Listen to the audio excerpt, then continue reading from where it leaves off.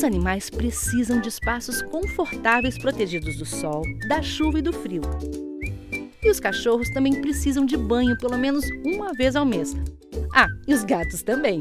Ao passear, lembre de recolher as fezes dos seus bichos nas ruas, calçadas, parques e praças. É um ato de cidadania e também é obrigatório por lei. Trate bem do seu amigo. Espécie relativamente grande, a gralha azul chega a ter 39 centímetros de altura. Dona de um azul reluzente com cabeça, pescoço e peito negro, tem as penas da fronte arrepiadas, bico forte e cauda comprida. Vive na mata e gosta de se reunir em bandos nos pinheiros, que ajuda a replantar. A ave é um símbolo protegido por lei e também simboliza a beleza e a força da nossa gente, deixando belos frutos por onde passa. O termo tatuagem vem do francês tatouage e também do inglês tattoo, que teve origem em línguas polinésias. Supõe-se que todos os povos circunvizinhos ao Oceano Pacífico possuíam a tradição da tatuagem, além das dos mares do sul. Um dos registros mais antigos de uma tatuagem foi descoberto em 1991, no cadáver congelado de um homem da Idade do Cobre. Os restos mortais do homem, que é chamado de Otzi pelos cientistas, datam de 3.300 anos antes de Cristo. Existem provas arqueológicas que afirmam também que as tatuagens surgiram no Egito entre 4.000 e 2.000 a.C. A Igreja Católica, na Idade Média, baniu a tatuagem da Europa e, em 787, ela foi proibida pelo Papa.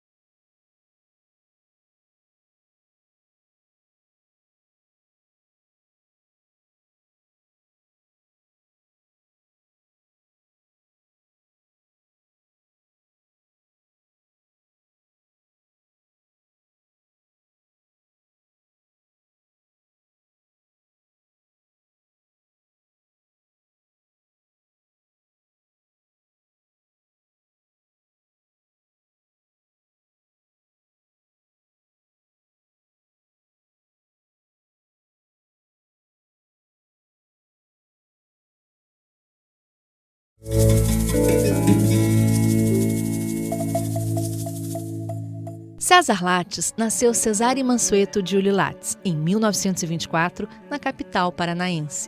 Um dos mais importantes físicos do nosso tempo, foi co-descobridor do meson pi, que levou o Prêmio Nobel da Física de 1950. Se formou em matemática e física em São Paulo, e suas descobertas foram fundamentais para o desenvolvimento da física atômica. Grande líder científico, foi também um dos criadores do Conselho Nacional de Desenvolvimento Científico e Tecnológico, o CNPq.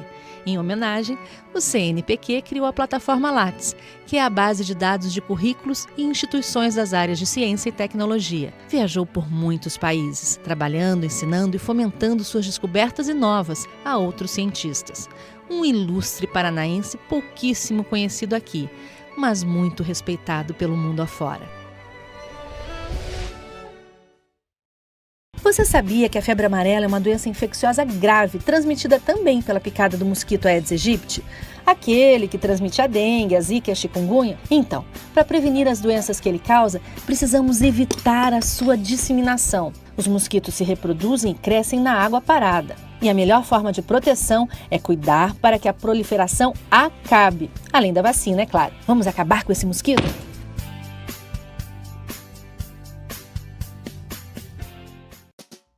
Dicas da Band, Mundo Pet. Os animais precisam de espaços confortáveis protegidos do sol, da chuva e do frio. E os cachorros também precisam de banho pelo menos uma vez ao mês. Ah, e os gatos também. Ao passear, lembre de recolher as fezes dos seus bichos nas ruas, calçadas, parques e praças. É um ato de cidadania e também é obrigatório por lei. Trate bem do seu amigo. Espécie relativamente grande, a gralha azul chega a ter 39 centímetros de altura. Dona de um azul reluzente com cabeça, pescoço e peito negro, tem as penas da fronte arrepiadas, bico forte e cauda comprida. Vive na mata e gosta de se reunir em bandos nos pinheiros, que ajuda a replantar. A ave é um símbolo protegido por lei e também simboliza a beleza e a força da nossa gente, deixando belos frutos por onde passa. O termo tatuagem vem do francês tatouage e também do inglês tattoo, que teve origem em línguas polinésias. Supõe-se que todos os povos circunvizinhos ao Oceano Pacífico possuíam a tradição da tatuagem, além das dos mares do sul. Um dos registros mais antigos de uma tatuagem foi descoberto em 1991, no cadáver congelado de um homem da Idade do Cobre. Os restos mortais do homem, que é chamado de Otzi pelos cientistas, ameaçada de extinção, a ararajuba é uma psittaciforme conhecida também como guaruba,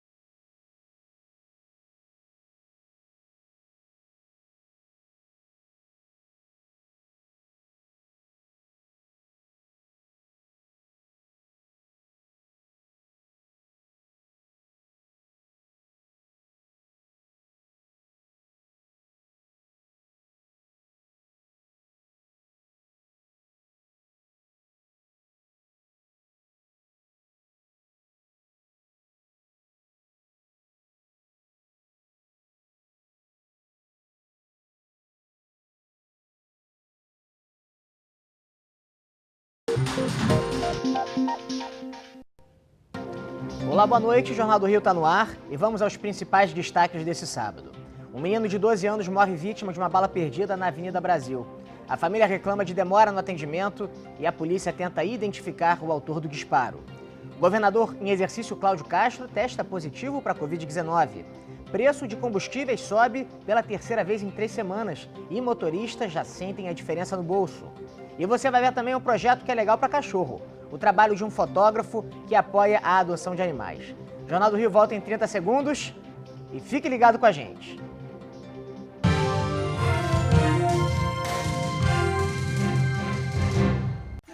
Ameaçada de extinção, a ararajuba é uma psittaciforme conhecida também como guaruba, guarajuba e tanajuba. Mede cerca de 34 centímetros. Seu corpo apresenta as cores da bandeira brasileira. Alimenta-se de sementes, frutas e flores. Constrói seus ninhos em árvores altas e coloca de 2 a 4 ovos, que são incubados por quase um mês, não só pelos pais, mas também por outros pássaros do bando. Vive em florestas úmidas e é encontrada só no Brasil.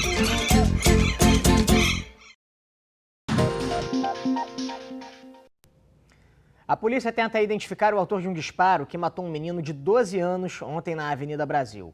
O Leônidas de Oliveira, que queria ser advogado, foi a 16ª vítima de bala perdida esse ano no Rio. A família do menino estava desolada na porta do IML esperando pela liberação do corpo do garoto de 12 anos. Com a avó, ele tinha ido ao supermercado e acabou atingido na cabeça por uma bala perdida.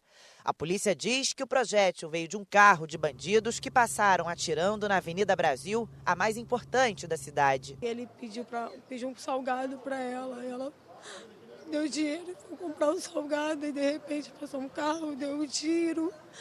O tiro pegou nele, ela começou a ficar desesperada, ela tentou levantar ele não levantava. Leônidas e uma mulher de 31 anos que também foi atingida só aqui no braço foram trazidos aqui para o Hospital Federal de Bom Sucesso. A mulher já teve alta. O menino passou por cirurgia, mas não resistiu aos ferimentos. A família reclama da demora no socorro. Aí a polícia ficou parada esperando a ambulância, a polícia não socorria ele. Aí ela falou, começou a quebrar tudo, começou a tacar a cadeira no meio da Avenida Brasil, parou os carros, então alguém ajudar ele, ninguém ajudava. Depois de meia hora, botaram dentro do carro, da viatura e levaram ele, mas aí o médico falou que já estava com sangue no cérebro todo e era só um milagre, eles falaram só pra gente orar. O pai, medicado e ainda em choque, precisou ser amparado e preferiu não gravar entrevista. Leônidas era Flamengo e queria ser advogado. Só este ano, 87 pessoas foram vítimas de balas perdidas, 16 morreram. Não existe bala perdida, isso é uma missão do Estado. Nós temos que ter o direito de ir e vir, não foi dado esse direito ao Léo. O corpo do menino Leônidas será sepultado nesse domingo às 2 horas da tarde no cemitério de Inhaúma. E o secretário estadual de saúde, Carlos Alberto Chaves, que pediu à Polícia Militar que um fuzil seja cedido para os agentes que compõem a sua escolta. Atualmente, os policiais estão armados com pistolas. O pedido, segundo a secretaria, é uma medida de precaução. Ele acontece dias após o assassinato do diretor executivo do Hospital Alberto Torres, José Dídimo do Espírito Santo, na rodovia Amaral Peixoto. A polícia investiga se esse crime foi motivado por alguma questão relacionada à administração do hospital. E ontem, no Jornal do Rio, a gente falou aqui sobre o golpe do motoboy, quando criminosos se passam por funcionários de bancos para roubar o cartão das vítimas. Pois é, hoje a Polícia Civil prendeu mais uma quadrilha que praticava esse tipo de crime. Dessa vez foi em Niterói, na região metropolitana do Rio. 4 homens foram levados à delegacia e com eles foram apreendidos cartões, máquinas de pagamento, notebooks, celulares, 3 motos e um carro. E quem precisou abastecer hoje já percebeu que encher o tanque ficou mais caro. É o terceiro aumento em 3 semanas. R$100 para 20 litros de gasolina comum. Se for aditivada, então... Já é caro. Olha, eu posso te dizer que vai aí uma média de pelo menos uns 20% da minha receita. Tá muito caro. Qualquer coisa que você faça hoje para sair com o carro é um custo alto. A gasolina subiu 4% e o diesel 5% nas refinarias. É o terceiro aumento em 3 semanas, depois de uma sequência de 3 cortes em setembro. De acordo com a Petrobras, mesmo com reajuste, os combustíveis estão mais baratos do que no início do ano. Só que a sensação nas ruas é outra. Eles falam que vai aumentar, no dia seguinte está aumentado. Quando fala que vai baixar, que não sei o quê, fica uns 3, 4 dias e não baixa. A Petrobras diz que o reajuste está associado à cotação do petróleo no mercado internacional e à oscilação da taxa de câmbio, e que o preço do combustível que sai da refinaria representa menos da metade do valor que o consumidor encontra nas bombas. No caso do preço da gasolina, 47% são só de impostos, quase a metade. O valor do álcool que é misturado à gasolina corresponde a 13%. Já o lucro dos postos e distribuidoras, 12%. E o resto, 28%, vai para a refinaria. É uma estrutura de carga tributária muito pesada. E o que acontece, e o Brasil tem esse mau hábito, eu diria, quando o preço aumenta, no dia seguinte aumentou na bomba, independente do estoque do posto de gasolina. O que você está achando do preço da gasolina? Olha, para quem gosta de aumento, tá bom. Tá excelente. É hora do primeiro intervalo, a gente volta já já. Jornal do Rio. Dicas da Band para um trânsito mais gentil. É preciso ter cuidado no trânsito. As placas de sinalização são nossas amigas. Preste atenção, respeite-as e siga-as. Elas indicam velocidade permitida, o que podemos ou não fazer naquela área e sempre estão ali para nos ajudar. E lembre-se, gentileza gera gentileza também no trânsito.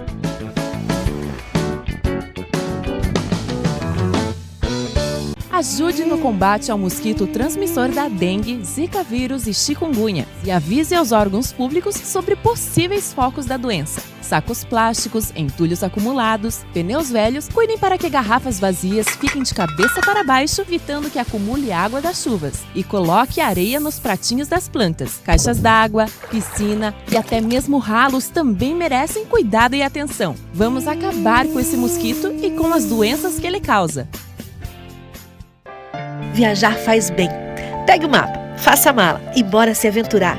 A conhecer outra cultura, novos temperos, outros cheiros, sair da rotina. Isso ensina a ter outro olhar sobre a vida, pessoas e ideais. Só a quilometragem nos dá uma bagagem. Sair da caixa, da mesmice, das certezas tão incertas. E ir também ensina o quanto é bom poder voltar. Bora viajar. O Jornal do Rio abre espaço agora para um bate-papo com o presidente da concessionária Rio Galeão. É sobre as mudanças provocadas pela pandemia na operação do Aeroporto Internacional do Rio. Yasmin Bachur. Olá, muito boa noite a todos. A gente recebe hoje aqui no estúdio do Jornal do Rio, Alexandre Monteiro, que é presidente do Rio Galeão. A gente vai conversar sobre os desafios nesse período de pandemia e também sobre a retomada das operações aéreas. Alexandre, muito boa noite para você. Seja bem-vindo aqui ao Jornal do Rio. Obrigado, boa noite. Alexandre, então, nesse primeiro momento, quais foram os protocolos que o Rio Galeão adotou para garantir a segurança de todos os passageiros e funcionários? A gente sabe que o aeroporto tem um fluxo muito grande de pessoas e, foi difícil para montar esses protocolos, para seguir essas determinações? Como é que foi? Olha, eu acho que a gente, primeiro, a gente fez um protocolo aumentando bastante a limpeza do terminal, isso no primeiro momento. Que a gente tem uma queda muito grande de fluxo logo em abril, realmente foi dramático. A gente em março tinha cerca de 300 voos pousos e decolagens por dia, e em abril nós tivemos 6. Essa é a queda que a gente sofreu. Então, nesse momento, a gente tratou muito, primeiro, da saúde, de distanciamento e de limpeza. A gente rapidamente fez uma campanha tanto interna quanto com as outras, com os nossos cessionários, com as companhias aéreas, também de começar a introduzir anteparos de acrílico, distanciamento nas filas, o sistema de embarque passou a ser mais distanciado, os assentos. Como o Galeão tem uma infraestrutura muito bem montada, a gente consegue fazer esse processo com conforto para os passageiros, porque a gente tem esse espaço. A gente também usou alguma tecnologia que a gente já tinha instalada, que era, a gente conseguia ver por mapa de calor a concentração das pessoas, então a gente consegue atuar para diminuir a aglomeração onde acaba naturalmente se formando. A gente trouxe também câmeras para sensoriamento de temperatura das pessoas que estão embarcando, então também isso a gente passou a fazer. Então esses processos todos nós fomos introduzindo. Hoje a gente está já está voltando um pouco o tráfego doméstico, principalmente. A gente deve atingir em outubro da ordem de 25% a 30% do tráfego que a gente teve no mesmo período do ano passado. E o internacional não, o internacional está mais baixo um pouco, ainda está na casa de menos de 5%. Tá? Então, de um modo geral, foram medidas de educação e medidas de investimento algum ajuste na infraestrutura, como eu falei, anteparos, etc., e também aumento de limpeza, que foi fundamental. É isso que eu ia te perguntar agora, Alexandre. Como é que foi a questão da limpeza, da desinfecção, principalmente na parte interior da aeronave, por conta também do sistema de ar-condicionado? Acredito que muita gente deve ter ficado com medo de voar por conta disso. Então, como é que foi em relação à higienização do aeroporto, das aeronaves? Do aeroporto, o que nós fizemos a nossa equipe de limpeza, o nosso parceiro que trabalha na limpeza no aeroporto, a gente desenvolveu protocolos para aumentar muito o padrão de limpeza. A gente trouxe desinfetante de padrão hospitalar para dentro do aeroporto. Isso do lado das aeronaves, que é a responsabilidade das companhias aéreas, também agiram muito rapidamente e também no procedimento de limpeza das aeronaves. E o voo em si, é importante, isso é uma coisa importante da gente tocar, que o voo em si, a aeronave tem um sistema de renovação de ar que é de altíssimo gabarito, de altíssimo nível. Então, filtra 99,9% das partículas, inclusive micróbios e vírus que estão no ar, e renova o ar da cabine isso é uma informação que eu acho que não é comumente conhecida, a renovação do ar inteiro da cabine do avião de 20 a 30 vezes por hora, ou seja, é quase como se você estivesse num lugar aberto. Porque o ar simplesmente se renova através do sistema de ar-condicionado que puxa ar externo e também desses filtros de altíssima capacidade. Alexandre, em meio às mudanças, quando você assumiu a gestão, veio a pandemia, Quais foram os impactos, em relação à economia, prejuízos? Como é que está sendo essa retomada das operações aéreas? Bom, de fato, foi logo que eu assumi. A gente rapidamente teve que tomar, acho que três vertentes, Uma vertente do aqui e agora, a gente rapidamente teve que se ajustar a isso, e aí a atitude construtiva, que eu acho que imperou, foi muito importante. A gente teve que adormecer várias áreas do aeroporto, isso é o fato. Depois a gente teve outra vertente, nos preparar para paulatinamente começar a voltar, que também é um exercício complexo, porque você tem que ir readequando, reabrindo o aeroporto, ainda, como eu acabei de falar, nós estamos com 30% dos voos domésticos. Então, quanto que eu abro, quanto que eu não abro? Isso é uma outra questão. E um terceiro pilar que é, olha, nós vamos ter consequências que vão ser de longo prazo. Então, a gente tem que lidar nessas 3 frentes. Na frente da retomada, por exemplo, a gente fez ações de busca de trazer voos de volta, busca de dialogar com as companhias aéreas para que a gente puder fazer no nosso alcance, facilitar e diminuir a carga sobre eles, para eles poderem, as companhias aéreas, poderem voltar a operar no Rio. Né? A gente tem muito claro na nossa cabeça, né, na nossa maneira de agir, que nós temos um lugar importante, nós temos uma missão importante na economia do Rio de Janeiro. A gente é uma unidade que gera 16 mil empregos. A gente tem que voltar a ser capaz de fazer isso. Então, toda a nossa ação de manter esse espírito construtivo com os concessionários, com o pessoal que opera carga no aeroporto, nós recebemos muita carga até para sustentar o esforço com a Covid, carga que hoje ajuda a economia do Rio de Janeiro a se manter, setor farmacêutico, setor de óleo e gás, setor aeronáutico, todo esse ecossistema, todos esses setores econômicos passam pelo aeroporto. Então, a gente tem a missão, por isso que desde o começo, né, declarado uma atividade essencial. Então, desde o começo, a gente teve essa missão e a gente teve muito claro que a gente tinha que agir para manter a empresa saudável do ponto de vista de negócio, mas também do ponto de vista desse papel de pilar da economia do Rio. Tá ótimo, Alexandre. Muito obrigada pela sua participação aqui no Jornal do Rio. Voltamos ao estúdio. Obrigado, Yasmin. E a gente confere agora como foi a agenda de hoje dos candidatos à Prefeitura do Rio. Pela manhã, Fred Luz, do Partido Novo, esteve no calçadão de Bangu. À tarde, o candidato caminhou pelo bairro de Padre Miguel e, em seguida, esteve no Morro do Alemão, acompanhando um campeonato de futebol. Glória Heloísa, do PSC, participou de uma caminhada, junto com Cabo Daciolo, no Complexo da Maré. Já a candidata Suede Aidar, do PMB, esteve no bairro do Tanque pela manhã, onde participou de um encontro com o tema Mulheres Rompendo Limites. No início da tarde, ela caminhou pela região do Anil, em Jacarepaguá, e depois se reuniu com lideranças de um candidato a vereador do seu partido. Ciro Garcia, do PSTU, se reuniu com militantes do partido pela manhã e realizou 2 lives em suas redes sociais ao longo do dia. O candidato do DEM, Eduardo Paes, fez uma caminhada por Campo Grande, acompanhado do senador Romário. Benedita da Silva, do PT, caminhou do Mercadão até o shopping de Madureira. Clarissa Garotinho, do PROS, teve reuniões internas.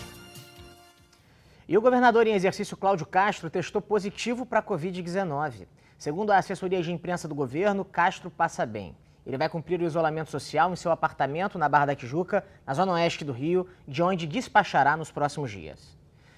A gente faz uma rápida pausa agora, mais o Jornal do Rio daqui a pouco está de volta. Jornal do Rio.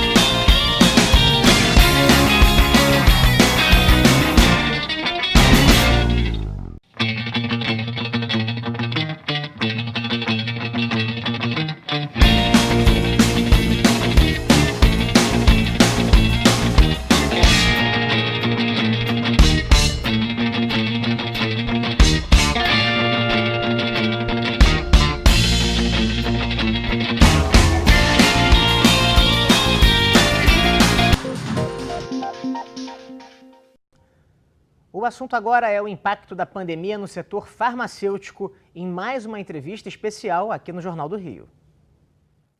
Olá, muito boa noite a todos. Recebemos hoje aqui no estúdio do Jornal do Rio, Alexandre França, que é presidente da Aspen Pharma. A gente vai conversar sobre esses desafios aí durante a pandemia e também sobre as ações futuras, né, pós-Covid-19. Alexandre, muito obrigada pela sua participação aqui no Jornal do Rio. Eu que agradeço, Yasmin.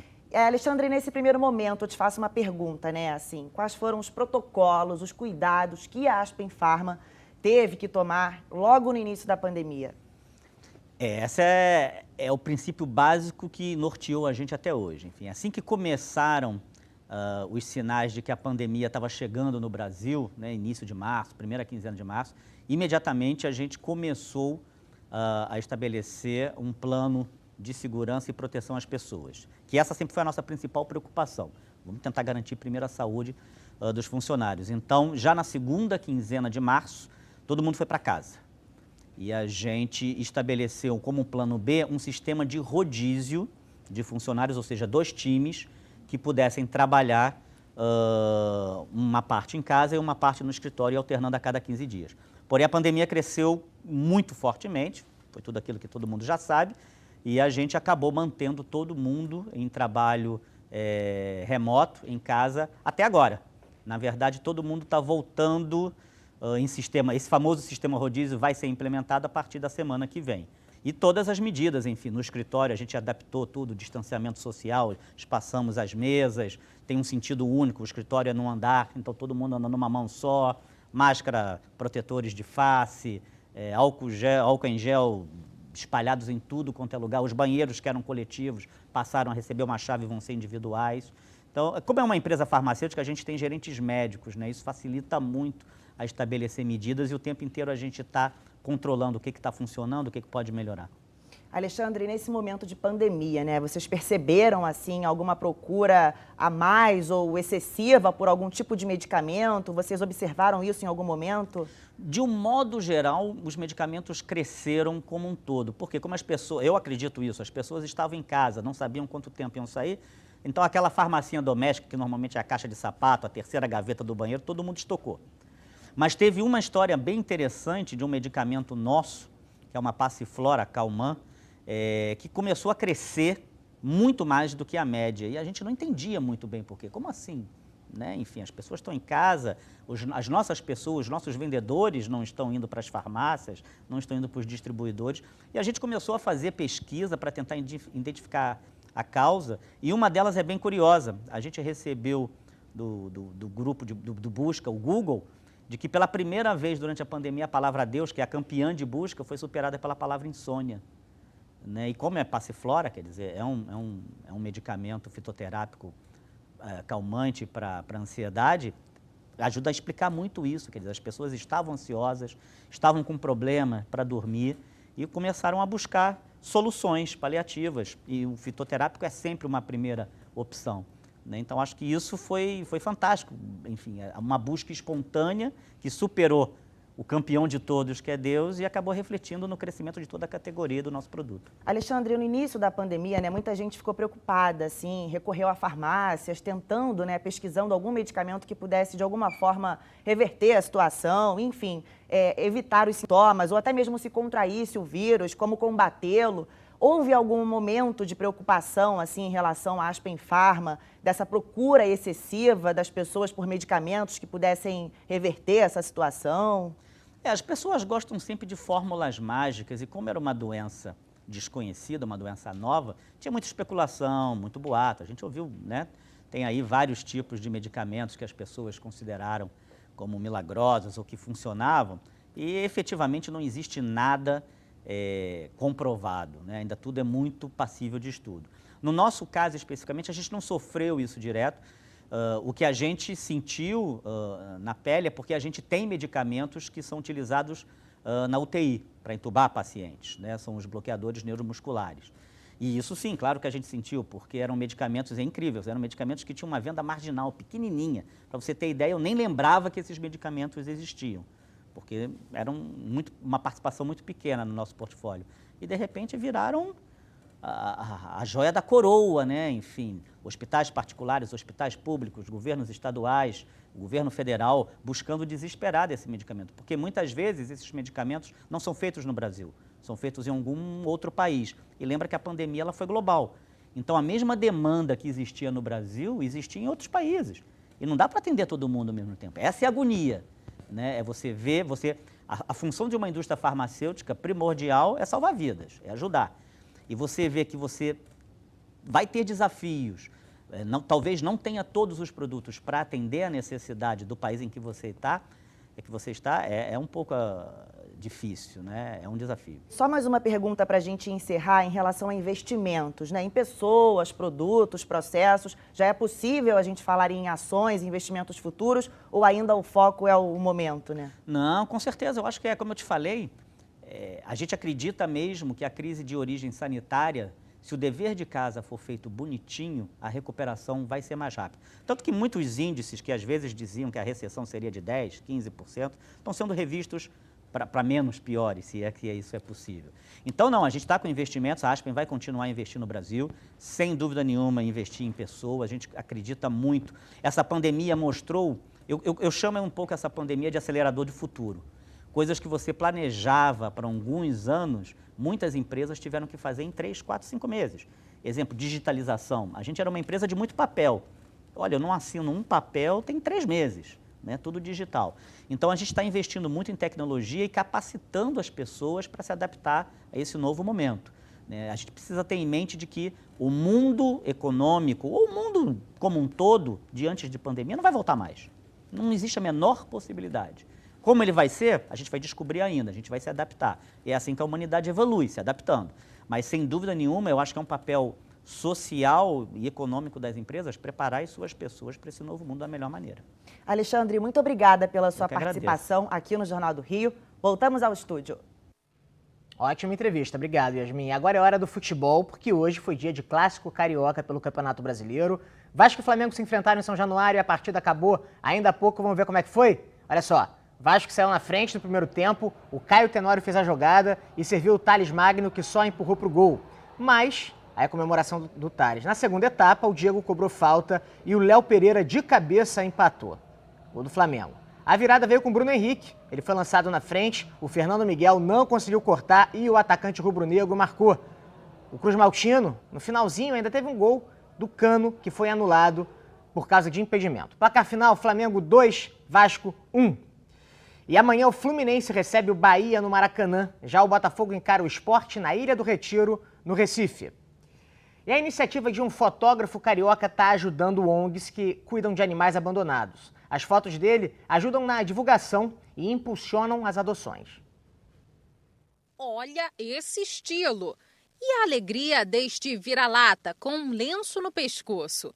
O mais incrível dessa história é que os dois estavam para adoção e conseguiram ganhar uma nova família depois de ganharem um ensaio fotográfico. O responsável pelo projeto Celebridade Pet é o Jaime Rocha, que é fotógrafo há 12 anos. Meu objetivo desde o início foi tirar aquela imagem do coitado, do animal largado, e quando a pessoa visse na rede social aquele animal bem fotografado, com uma mínima produção, que tivesse o desejo e até visse aquele animal já na casa dela, como um filho de 4 patas, como a gente costuma dizer. Desde que o Celebridade Pet começou há 6 anos, foram mais de 600 adoções de cachorros e gatos. Emociona quando a gente consegue a adoção e sempre a gente tem que ter um cuidado. É gratificante quando você posta numa rede social para adoção animal e a pessoa fala assim, ele está sorrindo.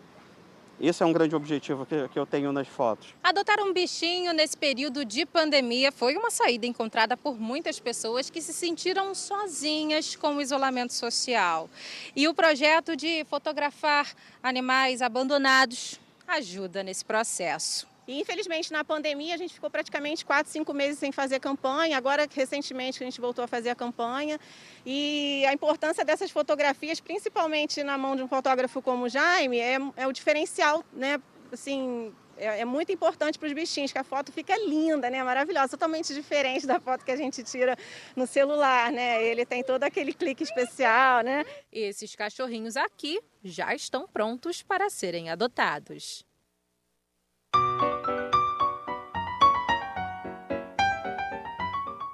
Saudade de curtir aquele escurinho do cinema, né? Só que agora tem que seguir todos os protocolos de segurança. Bem, a dica de hoje do Mário Abad é um filme de terror, gente. Olá, amigo cinéfilo, tudo bem? Os cinemas reabriram e uma boa pedida é o filme de terror As Faces do Demônio, mais um bom filme da Coreia do Sul. A trama envolve um padre e seu irmão. Depois do exorcismo que levou à morte de uma jovem, um espírito mau promete se vingar dos familiares do padre. Ele pede para seu irmão levar sua família para outro lugar quando começam a ocorrer coisas estranhas e a família começa a brigar entre si. O irmão do padre resolve chamá-lo para ajudar no problema. As Faces do Demônio é o típico filme que um padre luta para livrar alguém possuído. A diferença é que aqui o demônio entra e sai do corpo de diferentes pessoas, resultando num clima de paranoia, além de deixar o público na dúvida sobre o que está acontecendo. O diretor faz essa escolha para ilustrar os conflitos diários que acontecem em qualquer família. Isso provoca tensão e mistério. Então não importa se alguma coisa der errado. Não escute, nem acredite. E lembrando, siga os protocolos de segurança, porque sempre melhor ver cinema dentro do cinema.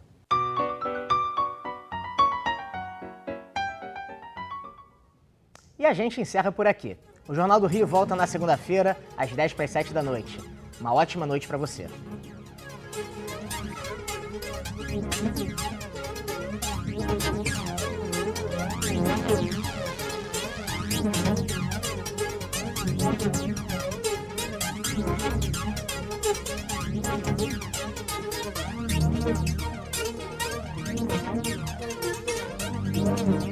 Isso. Zélia Gattai nasceu em 2 de julho de 1916 em São Paulo. Filha de Angelina e Ernesto Gattai,